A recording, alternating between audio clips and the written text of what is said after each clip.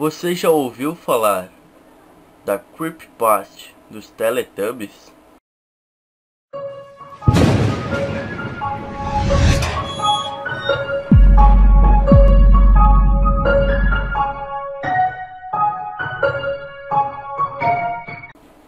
Quem um dia já assistiu os episódios bobos de Teletubbies nunca iria imaginar que existia a possibilidade de conter neles uma verdade perturbadora. O programa, produzido pela BBC em parceria com a Ragdoll, tinha o propósito nobre de divertir o público infantil. No entanto, Teletubbies nunca deixou de ter um aspecto esquisito e sinistro. Na trama, seres parecidos com grandes ratazanas gordas com antenas se comportavam de forma idiota o tempo todo, em um lugar que parecia uma colina verde. Todas as ideias bizarras assistidas nos 365 episódios saíram da cabeça de um único homem, Andrew Davenport. E é nesse ponto que a história começa a ficar interessante. Davenport é um diretor criativo da Ragdoll e um campeão de audiência nos programas que levam sua autoria. Ingressou nesse ramo após concluir seu curso na Universidade de Londres. O sucesso e a fama de Andrew sempre foram destaque da imprensa de sua cidade natal. Um lado tão obscuro que Davenport nega verdadeiramente constantemente, talvez porque queira esquecer. Durante sua infância, Andrew teve problemas na escola, sendo obrigado a estudar em um colégio que era tipo escola militar, nas proximidades de Folkestone, que tinha a má fama de maltratar os alunos. Nesse período, Davenport compulsoriamente se submeteu ao rigoroso plano de disciplina do colégio.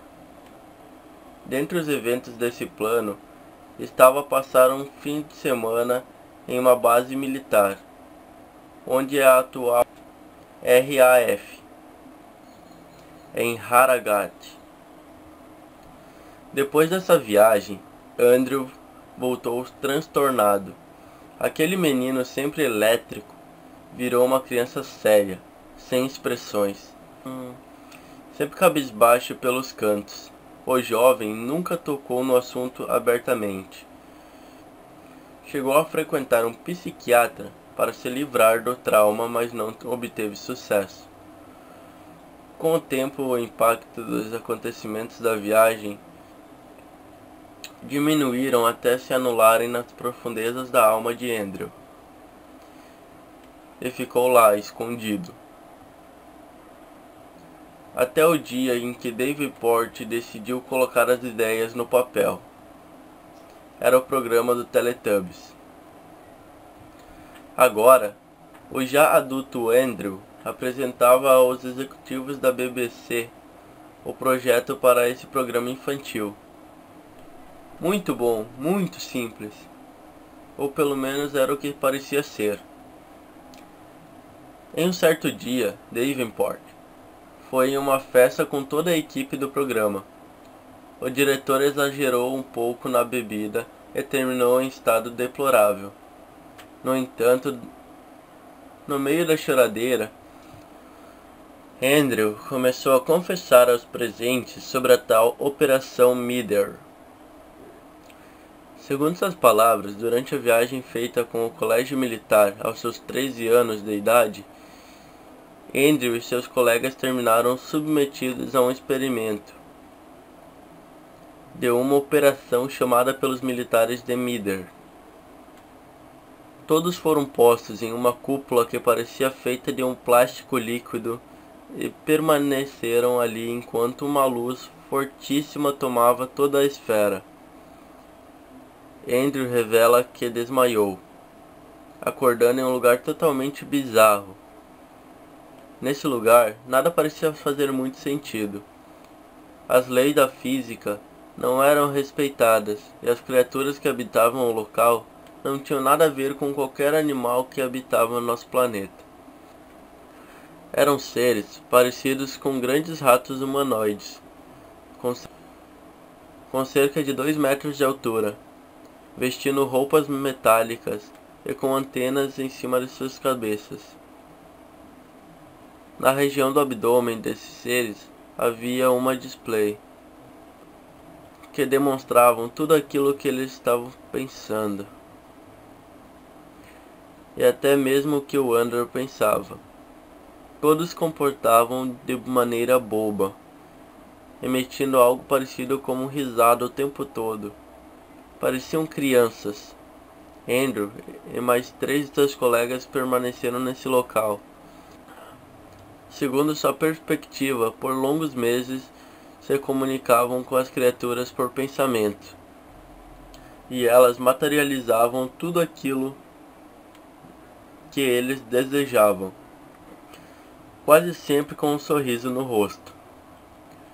Certo dia, no meio desse ambiente incomum, Andrew e seus colegas encontraram um pilar, uma pedra em forma cilíndrica, que emitia uma luz intensa. Curioso, um dos colegas de Andrew terminou por tocar nesse cilindro e desapareceu. Os outros ficaram temerosos e saíram correndo dali. O pobre rapaz voltou ao seu lar, um globo com janelas tortas que flutuava, onde as criaturas viviam. Porém, conta o próprio